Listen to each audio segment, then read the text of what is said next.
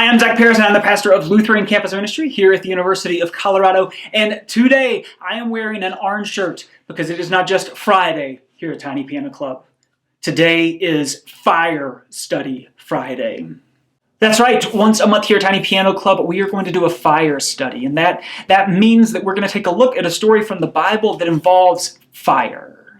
Why? Well, fire is cool, and it shows up in the Bible a lot, and I think it turns out it may be sacred. We'll have to figure that out together, but the real reason is that I really like marshmallows, and we're going to end up making some s'mores today.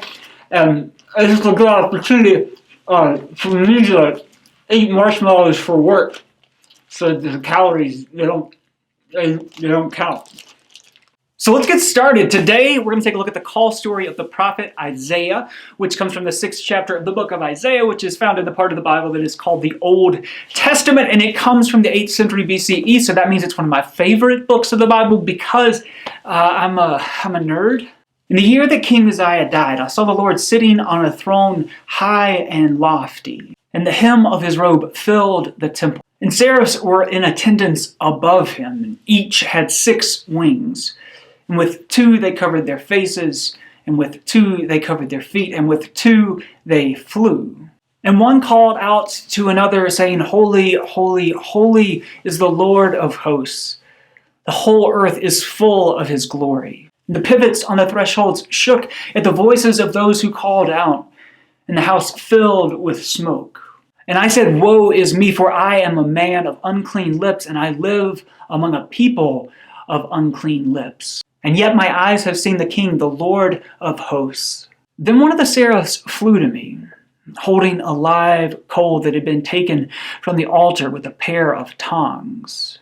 And the seraph touched my lips with it and said, "Now that this has touched your lips, your guilt has departed and your sin is blotted out." Then I heard the voice of the Lord saying, "Whom shall I send, and who will go for us?" I said, "Here I am. Send me." The first question is simple. As you hear this story, what are the images? What are the words, the phrases, thoughts, feelings, emotions that jump out and grab you? And I know there wasn't much to choose from there, but me, I would go with, 6-winged seraphs flying around with hot coals, touching to people's faces. And so what's up with these seraphs? They're a type of angel. But why are they covering their faces and their feet? Shouldn't you be looking where you're going when you're flying? So Bible pro tip number 1. Oftentimes in the Old Testament, when we hear about someone's feet, it may actually be a euphemism for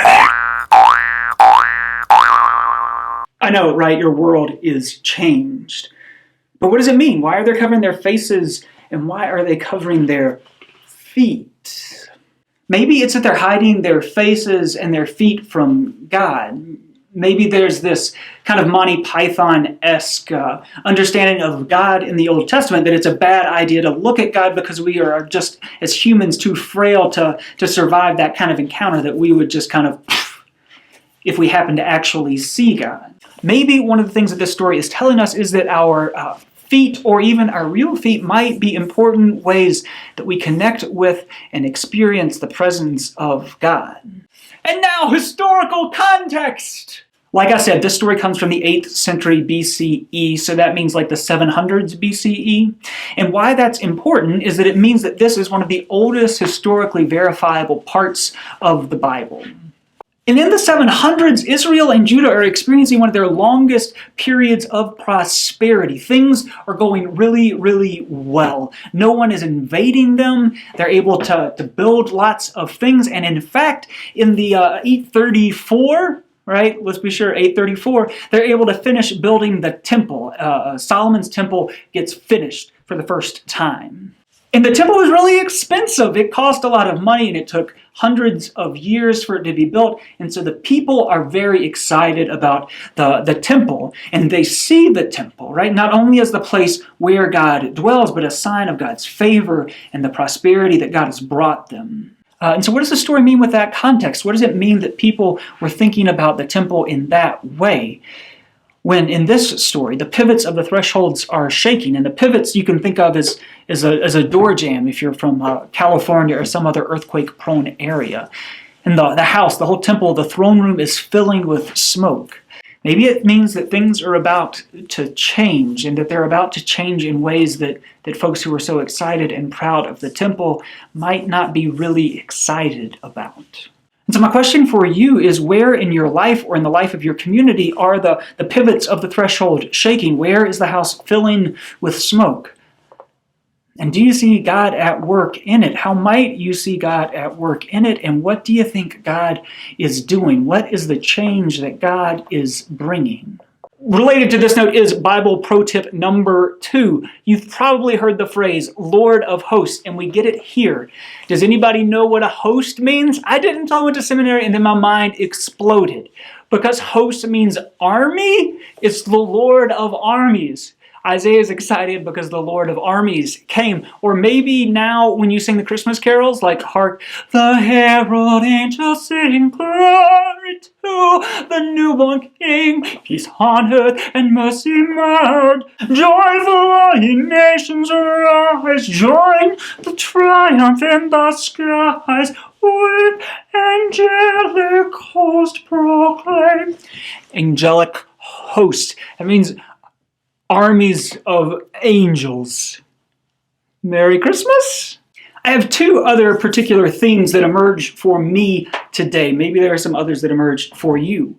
But the first is transformation. In this encounter, Isaiah is changed. He's prepared and equipped. God has taken him and made him ready for the journey, the task, the work that lies ahead. And yet, coals are hot. Now, on one hand, there is the idea that fire purifies, that it purifies metal, and that maybe here it's purifying Isaiah for the holy, holy, holy work that lies ahead. But reading this at face value, if you touched a live coal to my lips, I'm pretty sure I would get at least 2nd-degree burn. So maybe one of the ways that Isaiah is changed is that he's now injured, that he now walks with a limp. And I'm not saying that God hurts or injures us. But what I'm suggesting is that maybe God is calling Isaiah into a new life that is shaped by the cross, that's shaped by death and resurrection, a new life where the only way up is down. And so my question for you is, where is the transformation happening in your life or in the life of your community? And how is it like or not like the shape of the change that comes to Isaiah and is coming to the people of Israel? The other very obvious theme that emerges in this story is calling. God calls Isaiah. God gives Isaiah a reason, a purpose for existing in the world. And it is very interesting that God does this through fire. The seraph touches the hot coals to Isaiah's lips, and he's pointed in the right direction. My question for you on callings is, where are the fires in your life? What are the things that are burning within you, that are burning on your lips? And how might God be calling you through those fires into the future? So our last question is an important one. It is, what's the good news? I happen to think that God is good, loving, and life-giving. And if that's who God is, then certainly God has some good news for us. And to me, the good news in this story is that God is the one who's doing all the heavy lifting. It's God who transforms Isaiah. It's God who prepares and equips him. And ultimately, it is God who calls him and sends him forth to the task at hand. And if you're like me and you're still trying to figure out exactly where your place in the universe is, then the good news is that God will tell us. And all we have to do is gather around the fire with some gluten-free graham crackers, some fair trade coffee, some jet puff marshmallows, and listen.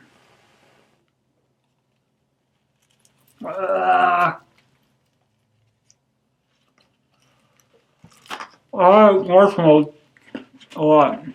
Don't forget to subscribe. We have new videos every Tuesday and Friday. And don't forget to get those speed faithing responses back to us. There's more information down below.